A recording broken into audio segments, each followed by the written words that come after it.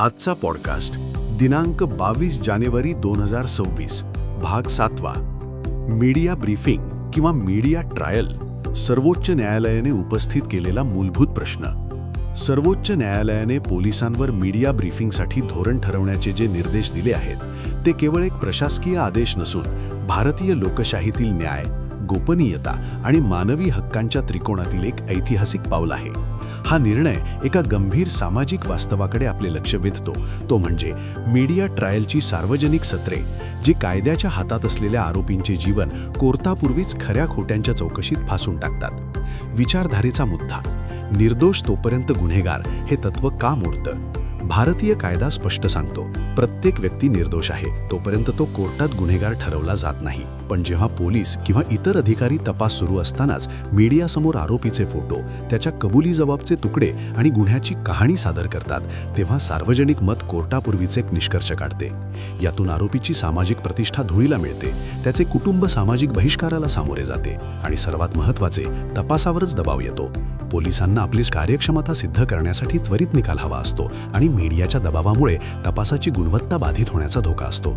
सामाजिक मानसिक परिणाम. सार्वजनिक छवीचा खून. एखाद्या आरोपीच्या मीडिया ट्रायलमुळे केवळ त्याचेच नव्हे तर त्याच्या कुटुंबियांचेही मानसिक आरोग्य कोसळते. समाज त्यांच्याकडे दूरच्या नजरेने पाहू लागतो, नोकऱ्या जातात, शिक्षणावर परिणाम होतो आणि जरी नंतर न्यायालय तो निर्दोष ठरवला तरी ही मानसिक आणि सामाजिक जखम भरून निघत नाही. सार्वजनिक छवीचा खून हा कधीकधी कायदेशीर शिक्षेपेक्षा कठोर असतो.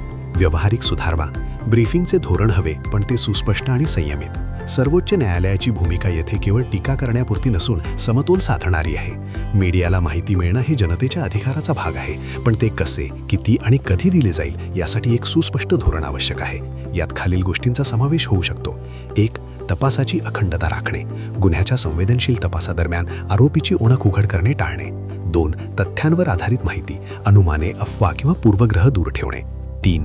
कुटुंबियांची गोपनीयता. आरोपी किंवा भुक्तप्राप्तांच्या कुटुंबियांना अनावश्यक प्रसिद्धीपासून संरक्षण. 4. माध्यमांसाठी मार्गदर्शक तत्त्वे. जबाबदार पत्रकारितेसाठी स्वयंनियमन. हा निर्णय केवळ पोलीस आणि माध्यमांसाठी नसून प्रत्येक नागरिकासाठी आहे. आपण जेव्हा टीव्हीवर एखाद्या जबरदस्त ब्रीफिंगचं दृश्य पाहतो तेव्हा एक क्षण थांबून विचार करायला हवा. हा मनुष्य आरोपी आहे, गुन्हेगार नाही. त्याला न्यायालयापाशी न्याय मिळायला हवा, माझ्या मनात नाही.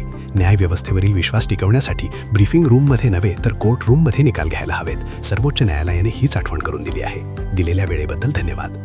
The stand point. न्याय आणि निष्पक्षतेचा आवाज. Facebook the stand point official.